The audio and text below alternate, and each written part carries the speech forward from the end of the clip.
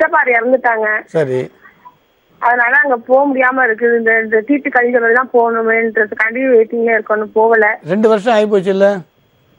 இன்னும் இந்த வருஷம் நம்ம தீபாவளி முடிஞ்ச பிறகுதான் சார் முடியும். 2 வருஷமா?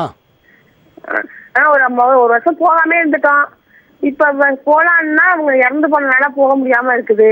சரி, இப்ப உங்களுக்கு இந்த கோயிலுக்கு போறதை பத்தி நிறைய விரிவா நாங்க சொல்லியிருக்கோம்.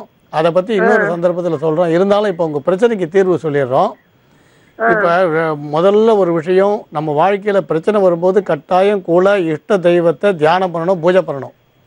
அந்த பூஜைகளை ஏதோ ஒரு காரணம் சொல்லி தவிர்க்கிறது கூடாது. 16வது நாள் நீங்கள் பண்ணுவீங்க வீட்டில். அது 16ஆம் நாள் பண்ணதுக்கப்புறம் நாம் கோயிலுக்கு போக வேண்டாம்னு சொல்கிறத நினைக்கவே வேண்டாம். கட்டாயம் போகலாம். உங்களுக்கு அந்த காலத்தில் 1 வருஷம் முடிஞ்சதுக்கப்புறம் தான் அதை பண்ணுவோம். இப்போ நம்ம 16 நாள் ஆன உடனே அந்த நிகழ்ச்சியை முடிச்சிடுறோம். அதனால் நம்ம திருப்பி 1 வருஷன்றதை தள்ளி போட வேண்டிய அவசியம் இல்லை. சுவாமி தரிசனத்தை தள்ளவே கூடாது. ஸ்ரீவித்யா உபாசனை பண்ணுறவாள்லாம் இன்னும் சொல்லப்போனால் தீட்டு இருக்கக்கூடிய காலத்திலே அந்த ஜபங்களை பண்ணுவான், நிறுத்த மாட்டான். இன்னும் சொல்லப்போனால் உங்களுக்கு சில சந்தி காயத்ரி ஜபங்கள்லாம் 10 நாள் தீட்டில் கூட நிறுத்தி வைக்க மாட்டான்.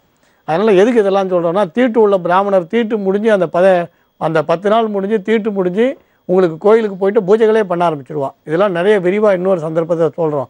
அதனால் நீங்கள் ஆலயத்தையும் தரிசனத்தையும் தடுக்க வேண்டாம், நிறுத்த வேண்டாம். வீட்டில் 1 வருஷத்துக்கு கோலம் போட மாட்டான். அதெல்லாம் நாங்கள் அவசியம் இல்லைன்னு சொல்கிறோம். இதுக்கான விளக்கங்களை இன்னொரு சந்தர்ப்பத்தில் விரிவாக உங்களுக்கு சொல்கிறோம். இப்போ நீங்கள் பண்ண வேண்டியது கடன் அடைகிறதுக்கும் வீடை விற்கிறது உங்கள் ஜாதக ரீதியாக தவிர்க்க முடியாது. அதனால் அதுக்கான முயற்சியில் நீங்கள் இறங்கிடுங்க. இந்த பிரச்சனை தீர்றதுக்கு மட்டும் நான் ரொம்ப எளிய சிறப்பான பரிகாரத்தை நான் சொல்கிறேன். நீங்கள் பக்கத்தில் இருக்கக்கூடிய முருகனோட கோயிலுக்கு போய் 1 ஜானுக்கு வெள்ளி வேல் வாங்கி அதில் ஒரு சிவப்பு கல் வச்சு வீட்டில் அந்த வேலை வச்சு கந்த சஷ்டி கவசம் 3 முறை சொல்லி முருகனோட கோயிலில் கட்டாயம் போட்டுருங்க. அந்த உண்டியில் இது எப்போ செய்யணுன்னா செவ்வாய்க்கிழமை, இல்லைன்னா சஷ்டி, அப்படி இல்லை பூச நட்சத்திரம், அப்படி இல்லை விசாக நட்சத்திரம், ஏதாவது ஒரு தினத்தன்னைக்கு செய்யுங்க. இது ஒரே ஒரு முறை செய்யுங்க. இந்த வேல்ன்றது 1 ஜான் இருக்கும், ஒரு 20 கிராம் தான் இருக்கும். அது மிஞ்சி போனால் ஒரு 300 ரூபா 400 ரூபா இருக்கும். அதில் சிவப்பு கல் வைக்கிறது விசேஷம். இதை ஒரே ஒரு முறை செய்யுங்க. சுவாமி அருளால், முருகன் அருளால் உங்கள் பிரச்சனை கட்டாயம் தீரும். ஆனால் வீடை நீங்கள் விற்பது தவிர்க்க முடியாததாக இருக்கும். ஆனால் அதே நேரத்தில் நிம்மதி கிடைக்கும். நம்புங்கள், நல்லதே நடக்கும். ரொம்ப நன்றி சுவாமிஜி, நல்ல ஒரு தீர்வு சொன்னீங்க. தொடர்ந்து அடுத்த நேயர் யார் எங்க இருந்துன்னு பார்க்கலாம். வணக்கம். ஹலோ, வணக்கம். பேர் சொல்லுங்கம்மா. என் பேரு ஷோபாங்க. எங்க இருந்து பேசுறீங்கம்மா நீங்க? நாங்க சென்னையில இருந்து பேசுறோம், சிங்காரிப்பேட்ல இருந்து பேசுறோம். சொல்லுங்கம்மா, யாருக்காக சுவாமிஜி கிட்ட பேசணும் நீங்க? நான் எனக்காக தான் கேட்கணும் மேடம். உங்களுடைய பிறந்த தேதி, ராசி, நட்சத்திரம் சொல்லுங்கம்மா. பிறந்த தேதி டேட் சொல்றேன். 29/1/1980. ராசி மிதுன ராசி, நட்சத்திரம் திருவாதுரை, லக்னம் கடகம். சரிங்கம்மா, என்ன சந்தேகம் குறித்து உங்களுக்காக நீங்க சுவாமிஜி கிட்ட நீ கேட்கணும்? நோய் சம்பந்தப்பட்ட பிரச்சனை தான் எனக்கு ரொம்ப பிரச்சனையா இருக்கு. சின்ன பிரச்சனைல இருந்து இப்போ கிட்னி ப்ராப்ளம் வரைக்கும் எனக்கு வந்திருக்கு மேடம். எனக்கு அது சுவாமிஜியோட ப்ரோக்ராம் நான் பாத்துட்டு வரேன். அவர் சொல்றதெல்லாம் நான் நோட் பண்ணி வச்சிருக்கேன் நானு. சரி, அவர்கிட்ட ஏதாவது தீர்வு கிடைக்கும் அப்படின்றதுக்கோசம் ஃபோன் பண்ண மேடம்.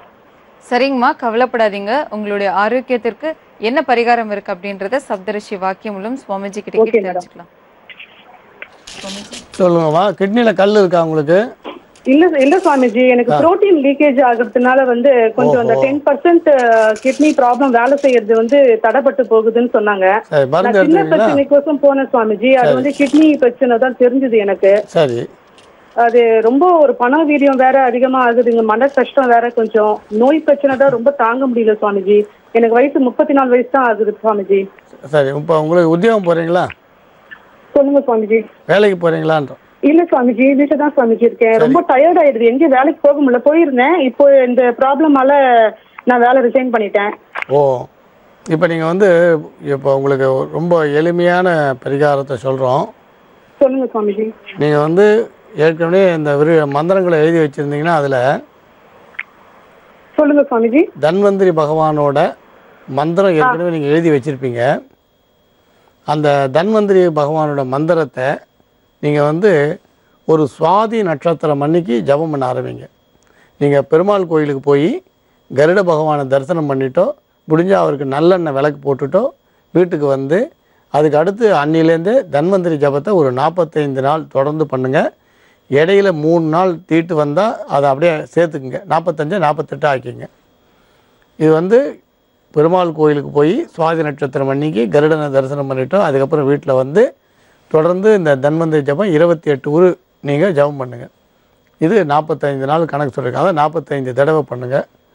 இது முடிச்சிட்டோ அதுக்கப்புறம் ஏதாவது ஒரு பெருமாள் கோயில்லையோ அல்லது உங்களுக்கு சிவாலயத்திலையோ வாசனைப்பூ செண்பக மரம் அல்லது மகிழ மரம் இல்லை பன்னீர் மரம் ஏதாவது ஒன்று வாங்கி சுக்கிரவாரத்தில் நட்டுடுங்க.